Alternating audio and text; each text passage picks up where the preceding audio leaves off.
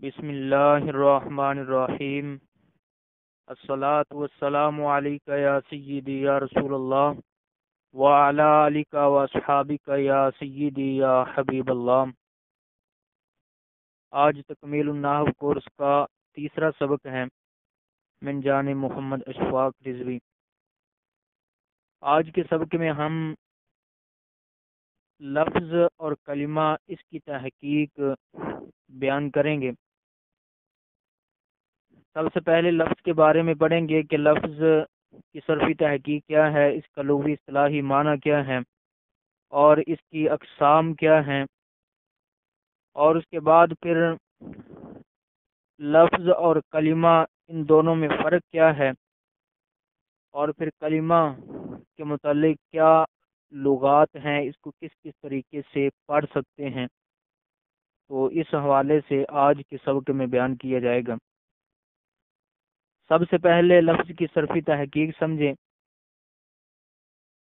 لفظ یہ مصدر ہے اور شش اقسام میں ثلاثی مجرد ہے، ہفت اقسام میں صحیح ہے، اور باب ضرب یضرب ہے، اور سامع یسمع سے بھی آتا ہے۔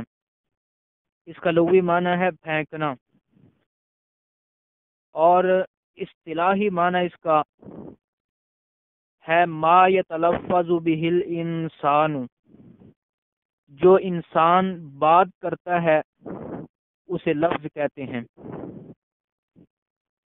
اب جو انسان بات کرتا ہے اسے لفظ کیوں کہا جاتا ہے، لفظ کی وجہ تسمیہ کیا ہے، تو لغوی معنی اور اصطلاحی معنی ان دونوں میں مناسبت پائی جاتی ہے، جس وجہ سے لفظ کو لفظ کہا جاتا ہے۔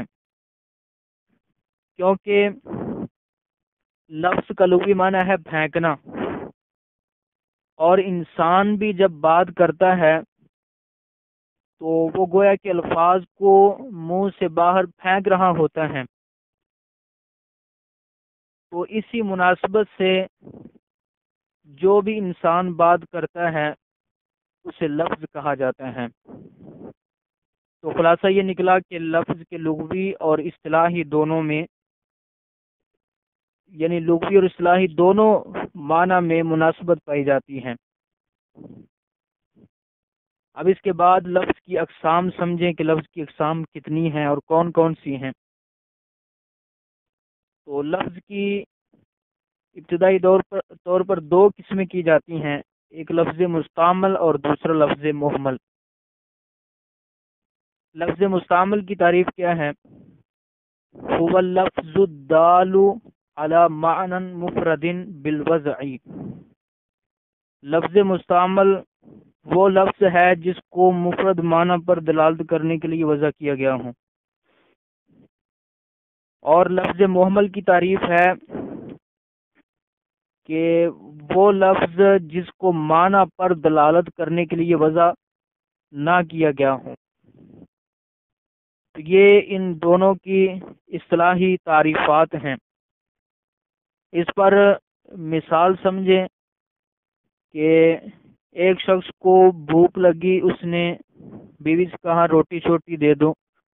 اب اس مثال میں شوہر نے دو لفظ بولے، ایک لفظ روٹی، دوسرا لفظ چھوٹی۔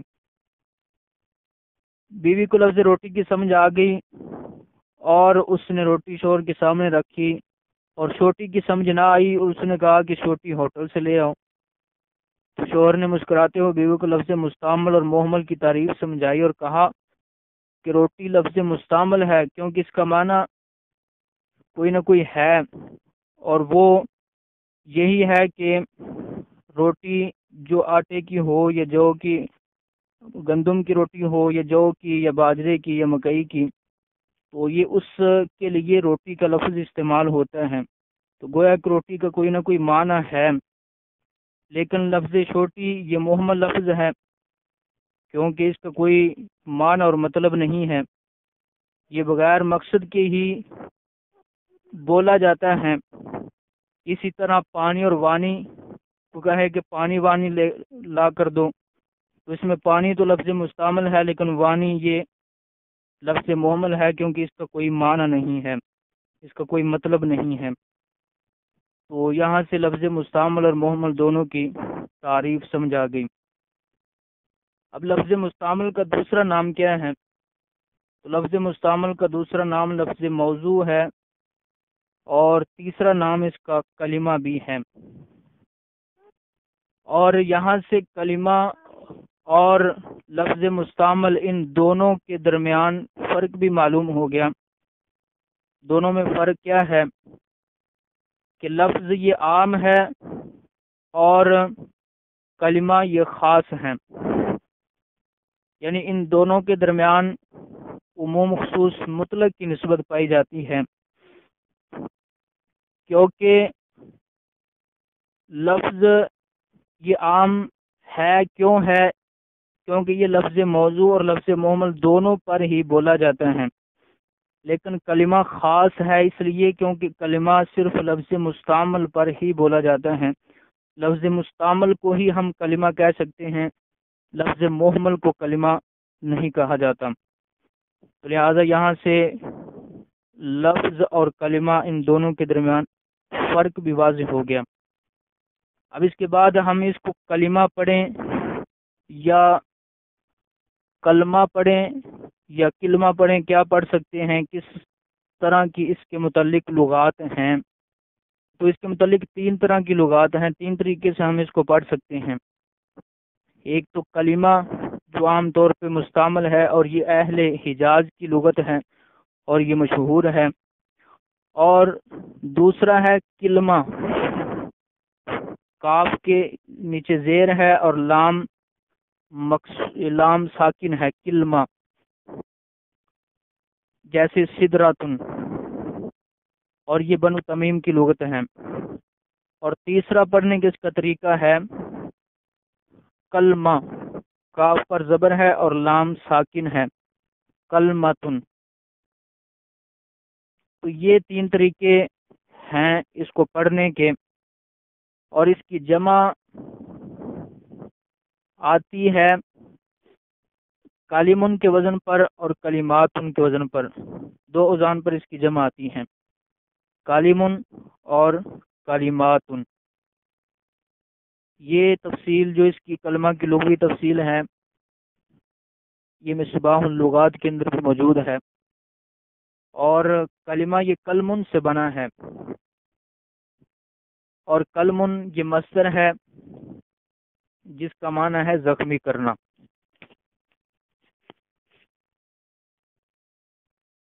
یہاں تک تو لفظ اور کلمہ ان دونوں کے متعلق ہم نے سمجھ لیا۔ اب اس کے بعد ہے کلام۔ کلام کے متعلق اس کی لغوی تحقیق کیا ہے وہ آپ کے سامنے پیش کرتا ہوں۔ کلام یہ مصدر ہے یا کیا ہے، اس بارے میں 2 مذہب ہیں۔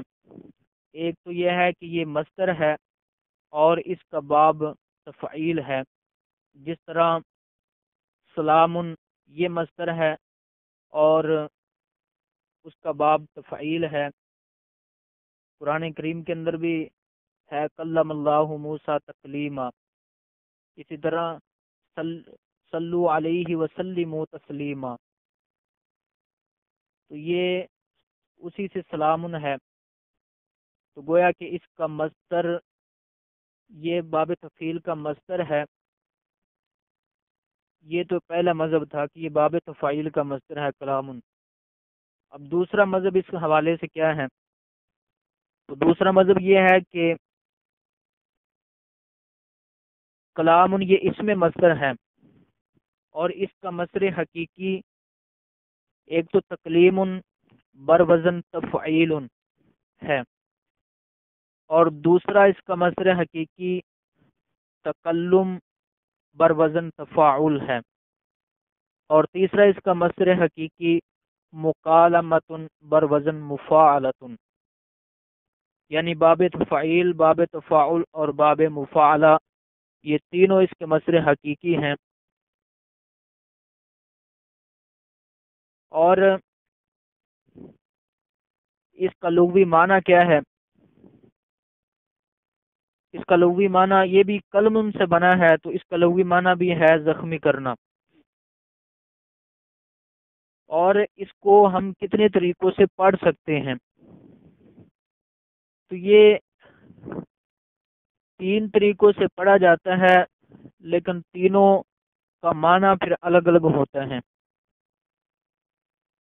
کلام، کلام اور کلام، یہ 3 طریقے ہیں اس کے پڑھنے کے۔ کاف پر فتح زبر پڑھیں، یا کاف پر زیر پڑھیں، یا کاف پر پیش پڑھیں، تو تینوں لحاظ سے اس کا معنی الگ الگ ہوگا۔ اگر کلام پڑھیں تو پھر تو اس کا معنی ہوتا ہے گفتگو، جملہ، قول، جو عام طور پہ ہم جو بولتے ہیں جس کو ہم کلام کہتے ہیں، یہ کاف کے زبر کے ساتھ استعمال ہوتا ہے۔ اور دوسرا کلام، کاف کے نیچے زیر ہے، تو اگر اس طرح پڑھیں تو پھر یہ کلم مصدر کی جمع ہے کلام، اور پھر اس کا معنی ہوگا بہت سارے زخم۔ اور اگر ہم کاف کے اوپر پیش پڑھیں تو پھر اس کا معنی ہوگا سخت زمین، یعنی کلام پڑھیں تو پھر اس کا معنی ہے سخت زمین۔ یہاں تک تو لفظ، کلمہ اور کلام، ان کے متعلق ہم نے لغوی تحقیق وہ بیان کی ہے۔ اگلے سبق کے اندر انشاءاللہ کلمہ اور کلام، ان کا اصطلاحی معنی اور ان کے درمیان فرق کیا ہے، اس حوالے سے انشاءاللہ العزیز بیان کیا جائے گا۔ اس کورس کے اندر دوسروں کو بھی شامل کریں۔ شامل ہونے کے لیے ایڈ لکھ کر اس نمبر پر میسج کریں 0306 0696 245۔